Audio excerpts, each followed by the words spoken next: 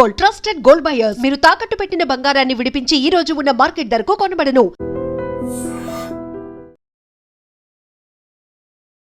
నాకు Nobel peace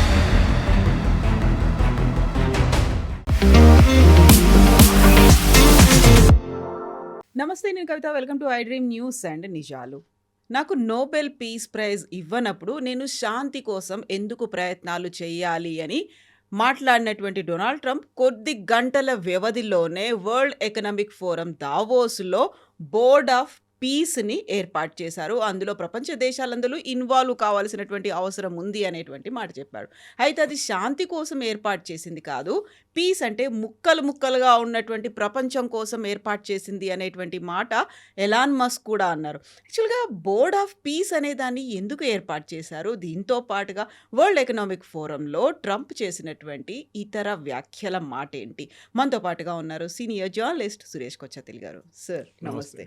so మనం ప్రతిసారి వరల్డ్ ఎకనామిక్ ఫోరం అనగానే అక్కడ పెట్టుబడులు ఉంటాయి, ప్రపంచ దేశాలందరూ అక్కడికి వస్తారు అనుకున్నప్పుడు ట్రంప్ చేసినటువంటి విచిత్రమైనటువంటి వాదనలతో పాటుగా సరికొత్తగా వచ్చినటువంటి ప్రతిపాదనలు, వీటన్నిటి గురించి దావోస్ ఎందుకని వేదిక అయింది? అసలు ట్రంప్ దావోస్కి ఎందుకు వచ్చారు నాకు కూడా ఇప్పుడు అర్థం కావట్లేదు. ఎందుకంటే ఆ స్పీచ్ ఆయన యూఎస్లో ఇచ్చేసి అయిపోతుండే. బికాజ్ అన్నీ ఆయన డొమెస్టిక్ పొలిటిక్స్ గురించి మాట్లాడారు అక్కడ వచ్చి.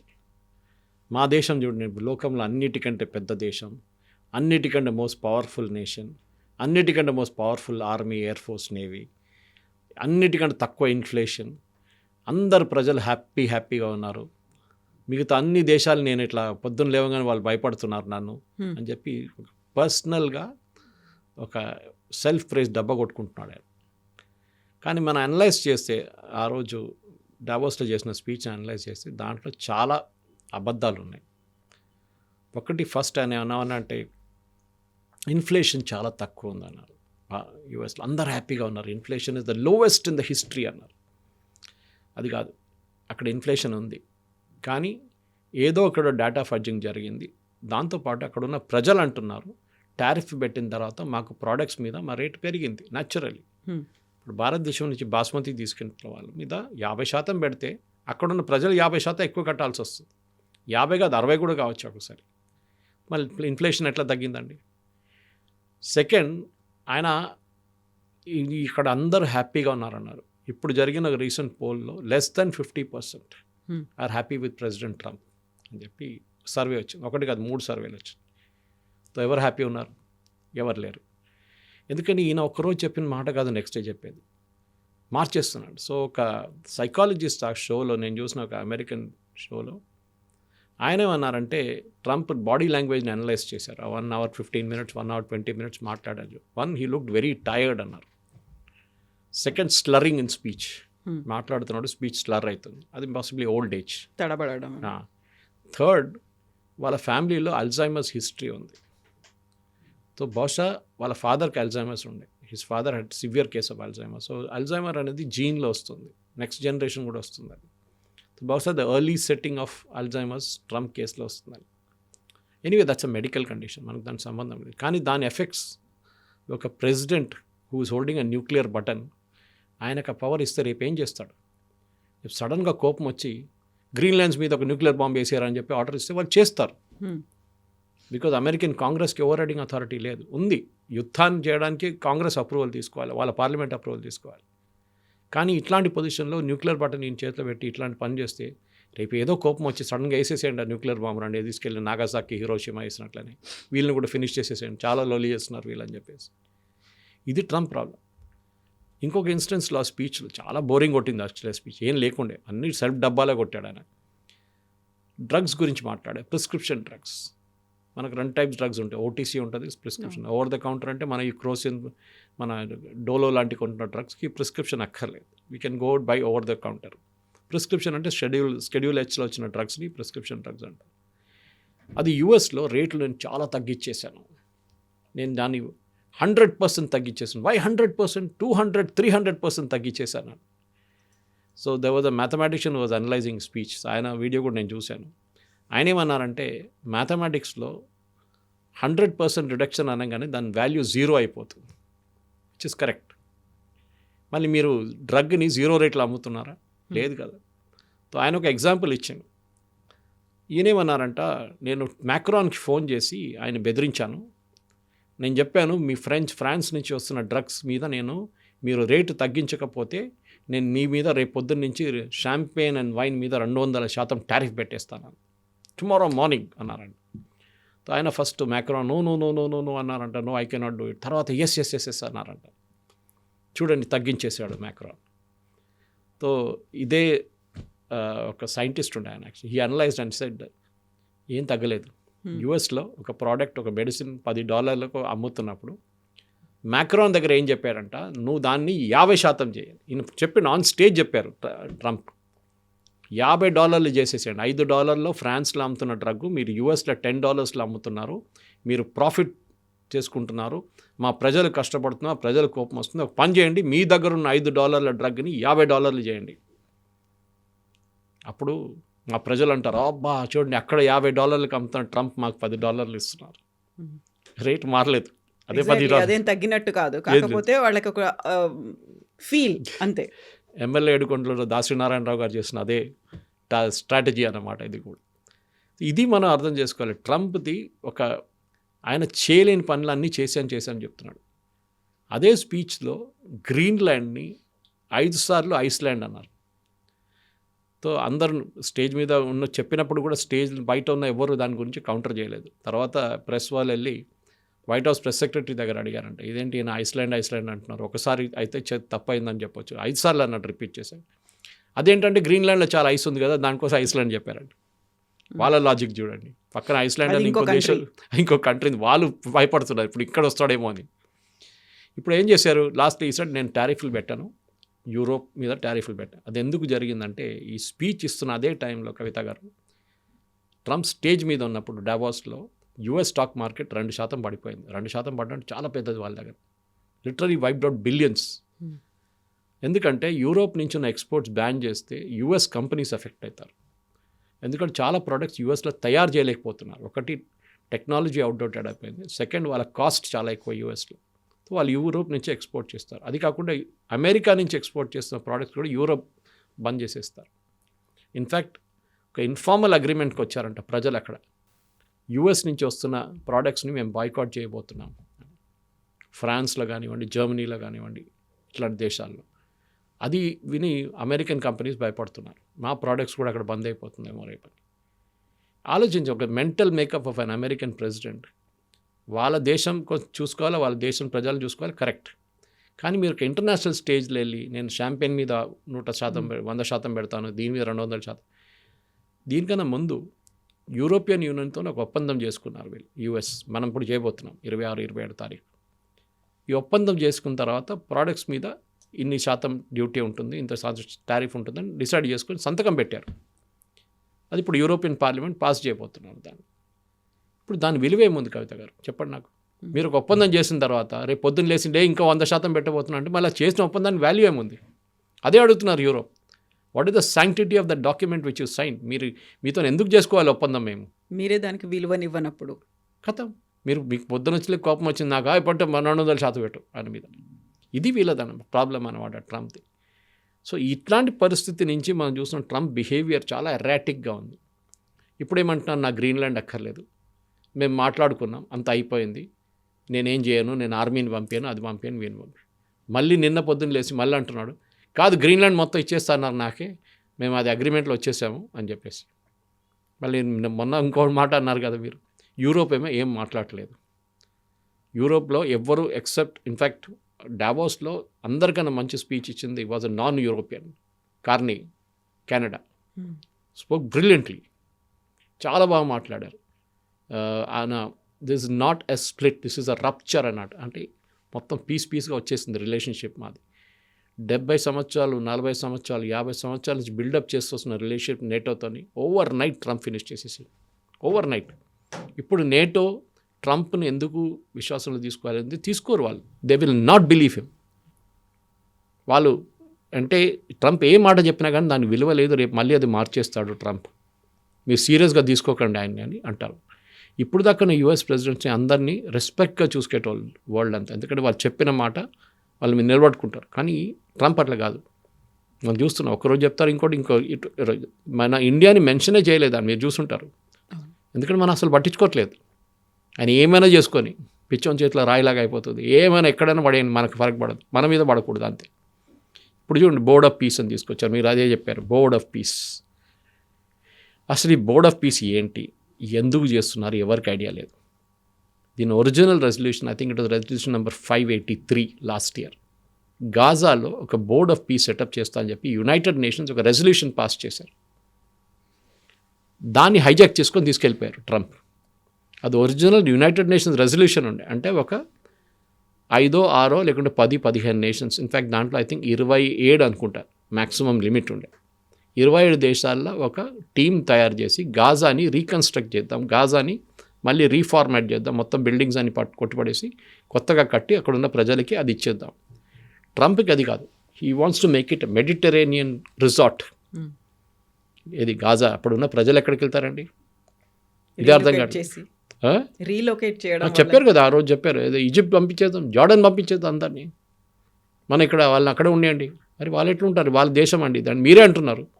Same Saudi Arabia who has join the league, Pakistan, వీళ్ళందరూ అంటున్నారు ప్యాలెస్టీన్ అండ్ హోమ్ల్యాండ్ అని. మరి ట్రంప్ అంటాడు హోమ్ల్యాండ్ లేదు, ఏం లేదు. అది కాకుండా మీరు $1 బిలియన్ ఇస్తే చైర్ ఇస్తాను, కుర్చీ ఇస్తాను కూర్చోడానికి.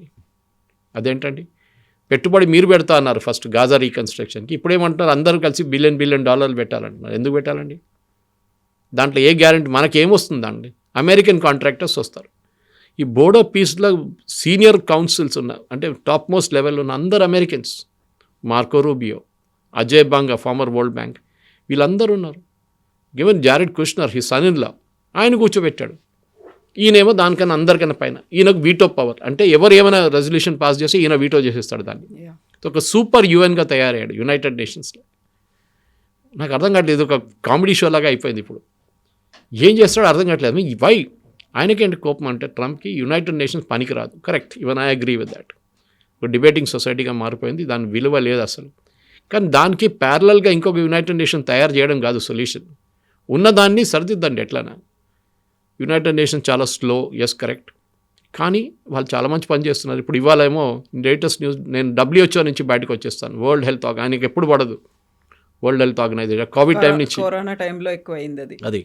సో ఆయన అంటే వాళ్ళు పట్టించుకొని, నేను వాళ్ళని ఆల్రెడీ 26 ఆర్గనైజేషన్ నుంచి బయటకు వచ్చారు యుఎన్లో. దాంట్లో మన ఇంటర్నేషనల్ సోలార్ అలయన్స్ ఒకటి మనం లీడ్ చేస్తుంది. ఆయనకి ఎవరికే లేదు. మాట్లాడుతూ ఏమంటున్నా అంటే, డావోస్ స్టేజ్లో ఆ రోజు యూరోప్ని చూడండి, అసలు గుర్తుపట్టలేము యూరోప్ని, వీ కాంట్ రికగ్నైజ్ యూరోప్. అంటే అక్కడ వచ్చిన ప్రజలు సుడాన్ నుంచో, ఆఫ్ఘనిస్తాన్ నుంచో, ఇరాన్ నుంచో పారిపోయి వచ్చిన వాళ్ళు, సరే అన్చెక్డ్ మైగ్రేషన్ ఉండే బ్రిటన్లో స్పెషలీ, మారిపోయింది మొత్తం. లండన్ మేయర్ ముస్లిం, లండన్ చూస్తే ఇప్పుడు ఒక ఇస్లామిక్ స్టేట్ లాగా అనిపిస్తుంది మీకు. అదంతా కరెక్టే ట్రంప్ చెప్తారు, కానీ that is not his logic. ఆయన ఏమంటున్నారంటే, మీరు యూరోప్కి వెళ్ళండి, అక్కడ అన్నీ మీకు విండ్ మిల్స్ కనిపిస్తుంది. విండ్ మిల్సా కనిపిస్తుంది, ఎక్కడ కనిపిస్తుంది? నేను మొన్న పరిగికి పోయినప్పుడు అక్కడ కనిపించింది నాకు, వికారాబాద్ దగ్గర విండ్ మిల్స్ కనిపించి చాలా బాగుండే సైట్ చూడడానికి, ఎనర్జీ జనరేట్ చేస్తుంది. దాంట్లో తప్పేముంది? సరే కొంచెం కాస్ట్లీగా ఉంటుంది ఆ పవర్, ఇనీషియల్ సెటప్ కాస్ట్ ఎక్కువ ఉంటుంది, సోలార్ లాగానే, న్యూక్లియర్ లాగానే కాదు. మీకు ఎనర్జీ ప్రొడ్యూస్ చేయాలంటే బొగ్గు, ఆయిల్, ఈ రెండో ఇవి వాడాలి, మీకు ఏది వాడకూడదు. ఎందుకు? ఆయిల్ వాళ్ళు ప్రొడ్యూస్ చేస్తారు, బొగ్గు మాదారించి కొనుక్కోండి. ఇది యుఎస్ లాజిక్. తొవ్వి తీసుకొని ఏమైనా చేసుకోండి. మనం ఎప్పుడైనా తెలుసు, పవర్ ప్రొడక్షన్లో అన్నిటికంటే చీపెస్ట్ ఉన్నది హైడల్ పవర్, నీళ్ళ నుంచి. నాగార్జున సాగర్, శ్రీశైలం, బాక్రానంగల్, చాలా డ్యామ్స్ ఉన్నాయి మన దగ్గర, అట్లాంటివి, తుంగభద్ర, ఇట్లాంటి డ్యామ్స్ నుంచి మనం పవర్ ప్రొడ్యూస్ చేసుకుని చీప్గా ఉంటుంది. అది చాలా కాస్ట్ ఎఫెక్టివ్గా ఉంటుంది, పర్ యూనిట్ కాస్ట్ చాలా తక్కువ ఉంటుంది. అన్నిటికంటే ఎక్కువ సోలార్ అండ్ విండ్ ఉంటుంది, న్యూక్లియర్ కూడా. ఇనిషియల్ సెటప్ కాస్ట్ హై ఉంటుంది, ఎందుకంటే సెటప్ చేసి కొన్ని సంవత్సరాల తర్వాత కాస్ట్ తగ్గుతుంది, క్యాపిటల్ కాస్ట్ అంతా రైట్ ఆఫ్ అయిపోయిన తర్వాత. ఈయనకు అది కాదు ప్రాబ్లం. అక్కడ విండ్ మిల్స్ ఉంది చూడండి, అదంతా ప్రొడ్యూస్ చేస్తుంది చైనా వాళ్ళు. చైనా డబ్బులు సంపాదిస్తున్నారు, చైనాకి వెళ్తుంది డబ్బులని. సోలార్ ఉన్నాయండి, ఇది ఉన్నాయండి, అన్నీ చైనాకి వెళ్తుంది డబ్బులు. ఇది ఈయన లాజిక్. అసలు అర్థం కావట్లేదు. ఇప్పుడు వచ్చిన తర్వాత అన్నాడు కదా, నేను ఏంటిది green energies and nonsense, we're exiting the Paris agreement. Paris agreement అంటే కాప్ అగ్రిమెంట్లో వచ్చిన ఒక అగ్రిమెంట్లో 2070 కంట్రోల్ చేయడం, 2070 దాకా కార్బన్ డైఆక్సైడ్ ఎమిషన్స్ కంట్రోల్ చేసి దాన్ని మ్యాక్సిమం తగ్గించడానికి ట్రై చేస్తున్నారు. జీరో. మనం already we are on the way that, India is doing very well. కానీ ఇప్పుడు నేను దాన్ని పట్టించుకోను. ప్రాబ్లం ఏంటి కవిత గారు, ఇప్పుడు ఈయన ఇక్కడ ఉన్నారు, ఇప్పుడు సంవత్సరాల తర్వాత ఉండడు, అయిపోతుంది ఈయన ప్రెసిడెంట్. అప్పుడు ఏం జరుగుతుంది? ఈ బోడో పీస్ ఏమవుతుందో, పీసెస్ అయిపోతుంది అప్పుడు. ఎగ్జాక్ట్లీ. ఎలాన్ మస్క్ అంటుంది అదే కదా, పిఈఏసిఈ కాదు పిఐఈసిఈ అనే మాట. అంతే.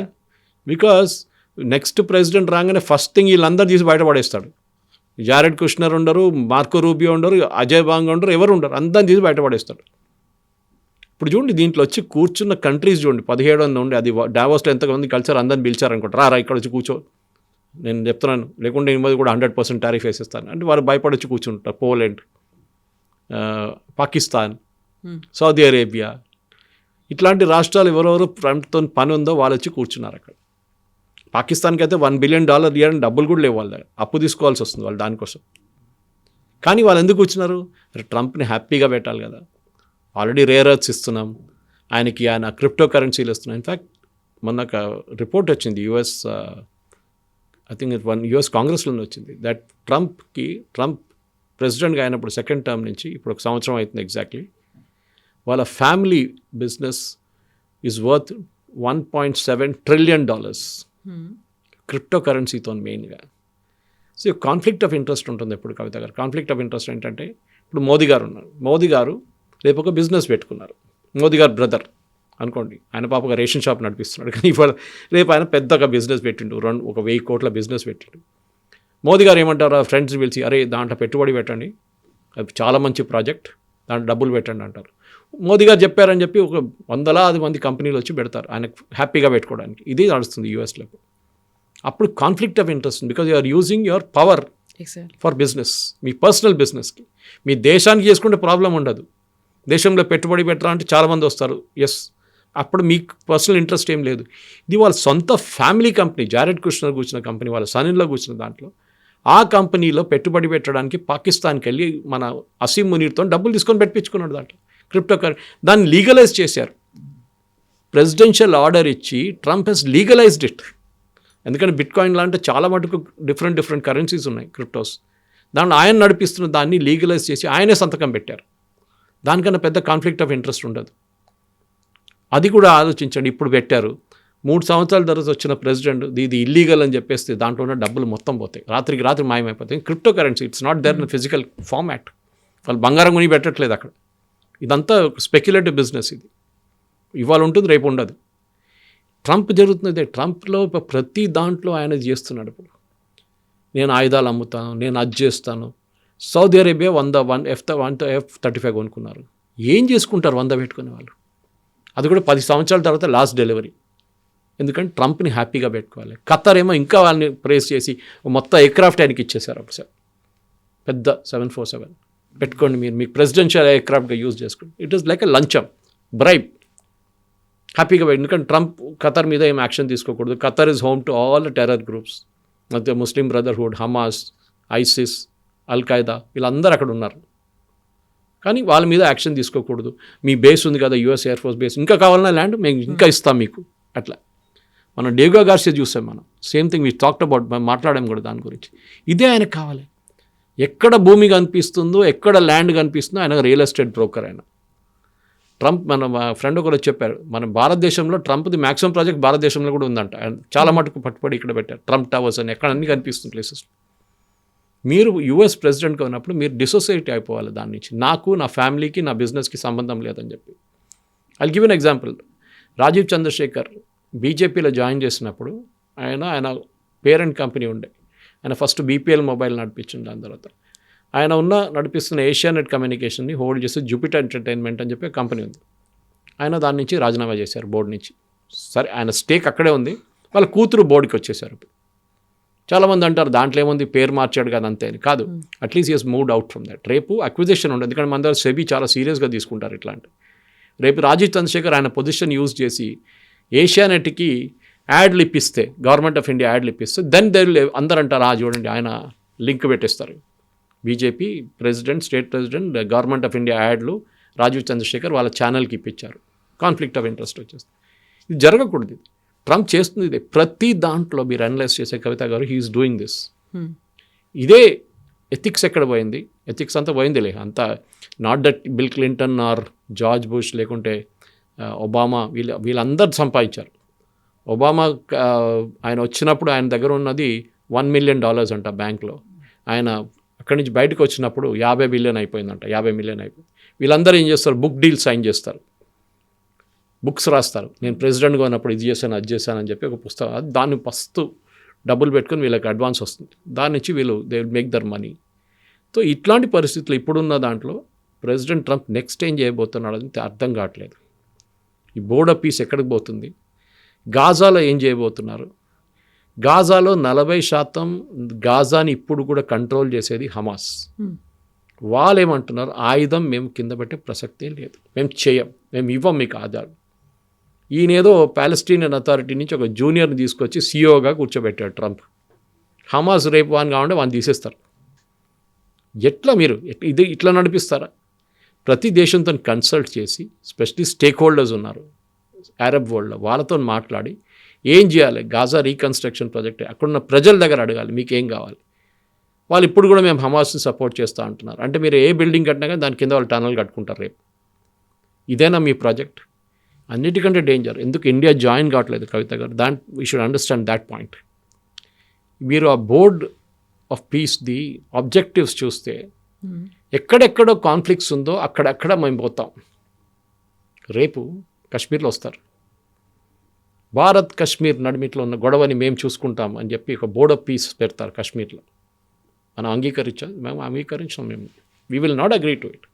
మోదీ గారు దానికోసం వెళ్ళట్లేదు. వానికి తెలుసు this will finally end up there అని. ఒక ట్విస్ట్ ఉంటుంది, డెఫినెట్గా ఉంటుంది.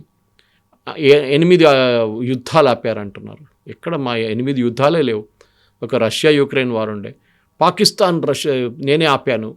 సుడాన్లో ఎవరో రోడ్డు మీద కొట్టుకున్నారంట, వాళ్ళని కూడా తీసుకొచ్చి వైట్ హౌస్లో సంతకం పెట్టించారు, అది కూడా యుద్ధం అయిపోయింది. థాయిలాండ్ కంబోడియా యుద్ధం ఆపాను, వాళ్ళు ఇప్పుడు కూడా కొట్లాడుతున్నారు. వాళ్ళు బోర్డర్లో అవుతుంది, నథింగ్ హెస్ స్టాప్డ్. కానీ క్లెయిమ్ ఉంటుంది నేను, అది కూడా మీరు ఏ స్టేజ్లో మాట్లాడుతున్నారు? మీ ముందు కూర్చున్న వాళ్ళు ఆర్ బిలియనర్స్ అండ్ బిలియనర్స్. అంత పెద్ద బిజినెస్ వాళ్ళు కూర్చున్నారు మీ ముందు, అంత పెద్ద పొలిటీషియన్స్ కూర్చున్నారు, అన్ని హెడ్స్ ఆఫ్ స్టేట్ చాలామంది ఉన్నారు. ప్రతి మంచి స్టేజ్ మీద వచ్చి మాట్లాడిన నేను మొన్నటి నుంచి చూస్తున్నాను వీడియోలు. నేను ఇప్పుడు కూడా నాకు మొత్తం I have not completed. German, French, Canadian, ఇంతే, అండ్ ట్రంప్, వీళ్ళిద్దరిదే చూశాను ఇప్పుడు దాకా. ఇంకా చాలామంది ఉంది చూడడానికి స్పీచెస్, ప్యానల్ డిస్కషన్స్ ఉండే, ఇంకా అది కూడా ఉంది చూడండి. అశ్విని వైష్ణవ్ గారు చూసాను, చాలా బాగుండేది దట్ ప్యానల్ డిస్కషన్. కానీ అది కాదు, మీరు ఇట్లాంటి ఎడ్యుకేటెడ్ మంది ముందు నిలబడుతున్నప్పుడు ఇట్లాంటి ఫూలిష్ స్టేట్మెంట్లు చేయడంతో మీ ఇమేజ్ పడిపోతుంది. ఆయనకు అస్సలు ఈజ్ నాట్ బాదర్డ్. ఇజ్రాయెల్ ఎందుకని సైన్ చేసింది మరి అందులో?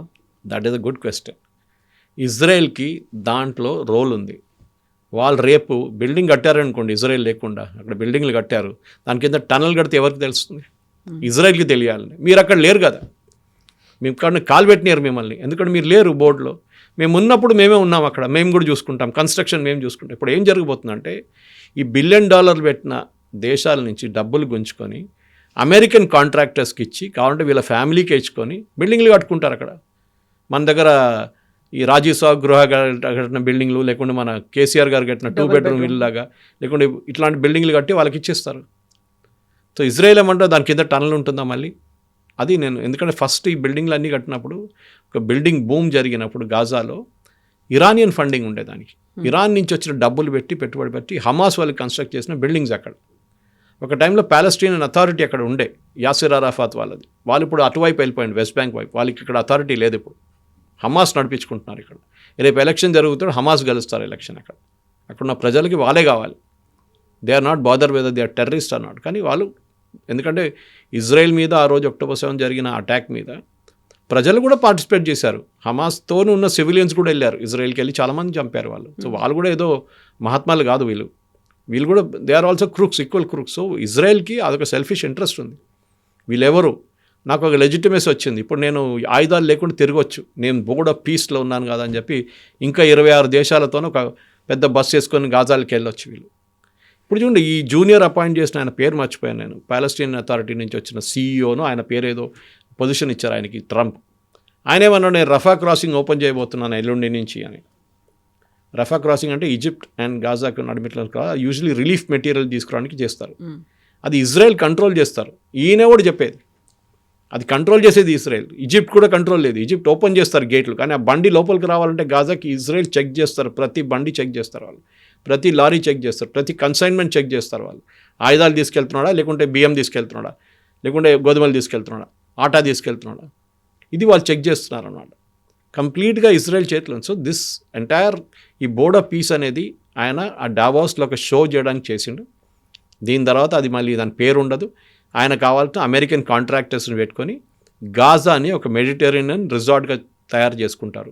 కావాలంటే గాజా కూడా రేపు చెప్తాను, నాకు గాజాలో ఒక ప్లేస్ కావాలి యూఎస్కి, గ్రీన్లాండ్ లాగా, దాన్ని నేను కొనుక్కుంటాను డబ్బులు పెట్టి. ఇది జరగబోతుంది. ఇప్పుడు గాజాలో కూడా ఒక బేస్ పెట్టుకుంటారు యూఎస్, ఎందుకంటే అక్కడ ఉండాలి మేము, అక్కడ ఉంటే మమ్మల్ని అటువైపు మొత్తం సీ అటువైపు ఉంది, మొత్తం వాళ్ళని అందరినీ చూసుకోవచ్చు, నేను ఇక్కడ కూర్చొని ఇరాన్ వైపు చూసుకోవచ్చు, యమన్ వైపు చూసుకోవచ్చు, నేను ఇక్కడ ఉంటాను. This is what is going to happen finally. American companies లాభపడతారు దీంట్లో, వాళ్ళకి డబ్బులు వస్తాయి. ఈయనకేమో ఈయన ఒక డిక్టేటర్ లాగా యునైటెడ్ నేషన్స్కి ఒక ప్యారలల్ ఆర్గనైజేషన్ క్రియేట్ చేస్తున్నారు. అది ఈయన ఏం అన్నమాట. కానీ యుఎన్లో ఆ రోజు పాస్ అయిన రెజల్యూషన్కి, ఐ థింక్ 583 రెజల్యూషన్కి ఒక డెడ్ లైన్ ఉండే. 2027లో ఈ ప్రాజెక్ట్ అయిపోవాలని చెప్పి ఒక డెడ్ లైన్ ఉంది. ఇప్పుడు మనం ఆల్రెడీ 2026కి వచ్చేసాం. ఒక సంవత్సరం లోపల మీరు కట్టేసి మీరు ఎగ్జిట్కి అయిపోవాలి అక్కడి నుంచి చెప్పి యుఎన్ ఒక రెజల్యూషన్ పాస్ చేశారు. ఆ రెజల్యూషన్ మాట్లాడలేదు ఇప్పుడు దాని గురించి. మీరు ఎన్ని రోజులు ఉంటారు గాజాలో, గాజాలో దాన్ని అయిపోయిన తర్వాత మీరేం చేస్తారు అక్కడ, ఇది ఎవరికి తెలియదు. రేపు హమాస్ మళ్ళీ వీళ్ళ మీద దాడి చేస్తే వీళ్ళందరూ పారిపోతారు అక్కడి నుంచి. ఇదే ఇజ్రాయెల్ మీద, ఇదే సౌదీ అరేబియా మీద దాడి చేయొచ్చు రేపు హమాస్. ఇది అప్పుడు ఎవరు ప్రొటెక్ట్ చేస్తారు? అప్పుడు ట్రంప్ అంటాడు నాకు తెలియదు, అది మీ ప్రాబ్లం, ఇండివిజువల్గా మీరు చూసుకోవాలంటారు. So the entire thing is basically ఆయనకి ఇంటర్నేషనల్ ఆర్గనైజేషన్స్ అంటే నచ్చదు. నేను చెప్పాను చూడండి, మొత్తం ఇక్కడి నుంచి అక్కడి నుంచి అన్నిటి రిజైన్ చేసి, కానీ ఒక అమెరికన్ ప్రెసిడెంట్ చేయాల్సిందేనా ఇది అనే ప్రశ్న వస్తుంది. ఎందుకంటే ఆయన అంటున్నాడు మిగతా దేశాల్లో, ఇప్పుడు ఇరాన్ తీసుకోండి, నాకు బాధ అనిపిస్తుంది. ఇరానియన్స్ ఏమన్నారు, హెల్ప్ ఇస్ ఆన్ ద వే, మీరు పోరాడండి, రోడ్ మీద వెళ్ళి దిగండి, మీరు కొట్టండి ఇరానియన్ సోల్జర్స్ని, రెవల్యూషనరీ గార్డ్ని కొట్టండి, వాళ్ళ గవర్నమెంట్ ఆఫీస్ని ధ్వంసం చేయండి అన్నారు. మేము వస్తున్నాం, షిప్పులు తీసుకొని వస్తున్నాం. ఏమైందండి? 5,000, 6,000, 7,000, 12,000 మంది చనిపోయారు అంటున్నారు. The Iranian people were cheated. వాళ్ళు బిలీవ్ చేశారు ట్రంప్ని, ఏం చేయలేకపోతున్నాడు. It is not Venezuela. నేను ఇరానియన్ రెజీమ్ని సపోర్ట్ చేయట్లేదు, they are most autocratic regime, దాంట్లో డౌట్ లేదు, వాళ్ళని అక్కడ తీసేయాల్సిందే. కానీ ఈయన ఇంత పెద్ద హోప్ ఇచ్చి పాపం వాళ్ళని రోడ్డు మీద దింపి వాళ్ళు కుక్క సాగు చచ్చారు వాళ్ళందరూ. ఇప్పుడు ఏమైంది వాళ్ళకి, ఏం దొరికింది వాళ్ళకి? ఇట్లాంటి ఫాల్స్ హోప్స్ ఇస్తారు. ఇప్పుడు మాట్లాడలేదు ఇరాన్ గురించి. వెనెజువేలా తీసుకోండి, మేము వెనెజువేలాలో పెట్టుబడి పెట్టిపోతున్నాం, మేము ఆయిల్ ఇట్లా తీసుకుంటాం, అది అమ్మేసుకుంటాం అన్నారు. అన్ని షెవ్రాన్, ఎక్సాన్ మొబైల్, అన్ని ఆయిల్ కంపెనీస్ని వైట్ హౌస్ పిలిపించారు వారం ముందు. We'll invest 100 billion, he will invest 100 billion అన్నారు. వాళ్ళు బయటకు వచ్చారు, మేము 10 పైసలు పెట్టాము, $1 కూడా పెట్టాము మేము. ఎందుకంటే మేము దీనికన్నా ముందు పెట్టే పెట్టుబడి మొత్తం పోయింది అక్కడ. హ్యూగో షావేజ్ వచ్చి మొత్తం తీసుకెళ్ళిపోయాడు, నేషనలైజ్ చేసేసాడు మొత్తం మా ప్రాజెక్ట్స్ని. మాకు అప్పుడు రావాల్సిన డబ్బులు ఇవ్వండి అని చెప్పి ట్రంప్కి అడిగారు.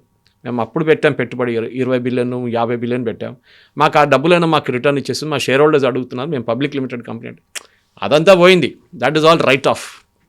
Now you talk new things. ఇప్పుడు ఎవ్వరు పెట్టుబడి పెట్టట్లేదు. ఎందుకంటే వీళ్ళకి భయం ఏంటంటే మళ్ళీ ట్రంప్ పోయినాక కొత్త ప్రెసిడెంట్ వచ్చినప్పుడు ఆయన పాప అంటాడు రేపు, నథింగ్ డూయింగ్, ఎవ్రీబడి ఎగ్జిట్ వెనెజువేలా అంటారు. ఏం చేస్తారు? స్టెబిలిటీ లేదు. యుఎస్ ప్రెసిడెంట్ కంటిన్యూటీ ఉండాలి. ఎప్పుడు ఒక పని చేసినప్పుడు నెక్స్ట్ ప్రెసిడెంట్ వచ్చినప్పుడు ఇట్ షుడ్ కంటిన్యూస్లీ. అది కాకుండా నాకు ఇదే ఇష్టం, ఒక టైరెంట్ లాగా, ఒక హిట్లర్ లాగా ఆయన బిహేవ్ చేస్తున్నాడు. ఇప్పుడు ఆ పేరు వాడడం కరెక్టో కాదు, కానీ హిట్లర్ లైక్ బిహేవియర్.